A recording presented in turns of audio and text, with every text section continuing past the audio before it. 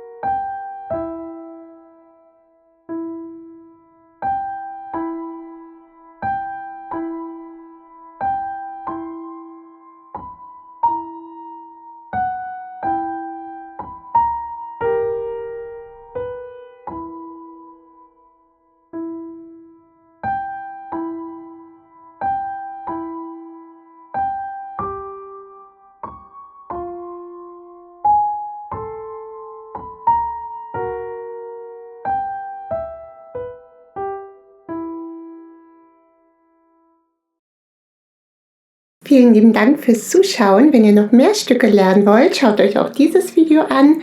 Desto mehr ihr spielt, desto besser werden eure Fertigkeiten am Klavier. Die Noten zum Stück findet ihr unter dem Video in der Infobox. Bis zum nächsten Video.